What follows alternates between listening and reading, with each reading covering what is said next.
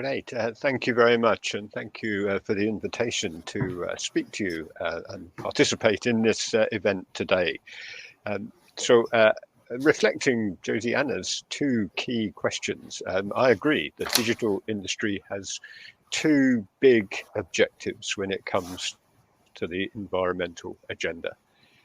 Firstly, to keep its own carbon footprint in check, and particularly to aim for net zero on as fast a pathway as possible. And secondly, and this is really where the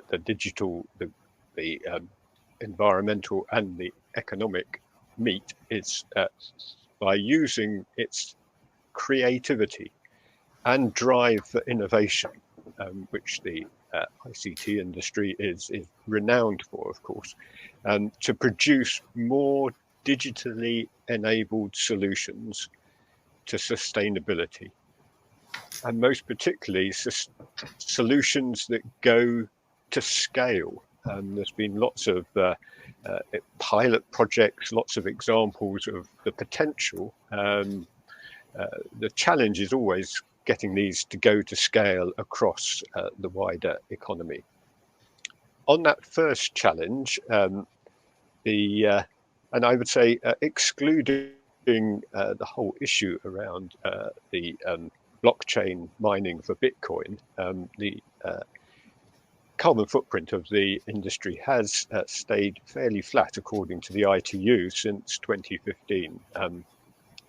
And that, of course, is despite the ever-growing demand for more bandwidth and storage. And this has come about as a combination of both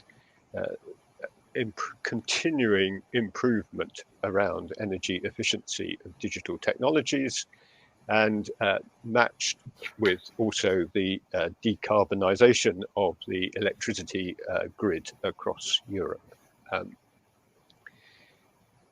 To make these net zero targets, then companies should really be looking at the emerging science-based target initiative standard, which will be, I believe, the standard that organisations will need to follow. On the second area, namely the opportunities for digitally enabled solutions, the range of opportunities here is absolutely endless. Here I am supporting Jesse's work through the Digital with Purpose initiative. And the goal of this initiative is to take sustainability in the technology industry to a new level. And here we're looking at the digital opportunities linked to the Sustainable Development Goals, and covering not just climate, but also the way in which digital technologies can support the protection of biodiversity and natural capital, through also some of the social areas as well, and health care, education, and human rights.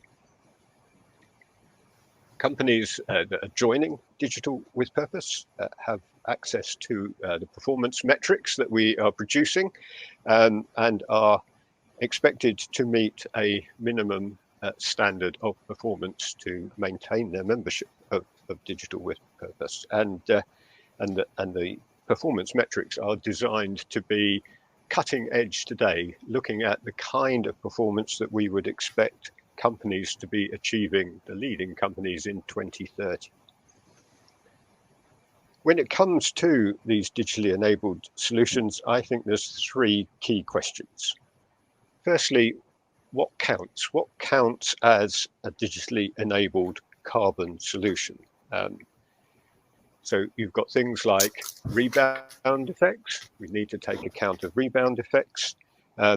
Also, technologies that some years ago were cutting edge and were truly replacing carbon intensive practices today are business as usual. So video conferencing, when I was in BT many years ago, was cutting edge and genuinely was replacing travel. Today, we use it as a matter of course.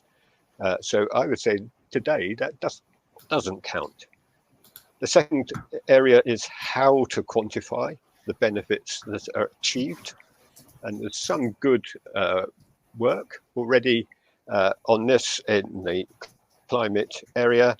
The other areas that I mentioned, such as biodiversity, very little work and a lot to do there. And then finally, the third area is how to allocate those benefits to contributing companies in ways that recognize and reward their proactive contribution. A lot of companies that report on their carbon abatements through their products at the moment have not achieved those carbon abatements through design of the products they're selling, because those products are part of the general infrastructure that underpins the technology. And so really looking at ways in which we can really recognize and reward proactive creation of solutions, because by doing that, that will stimulate more to occur. So that concludes my introductory comments, and thank you very much.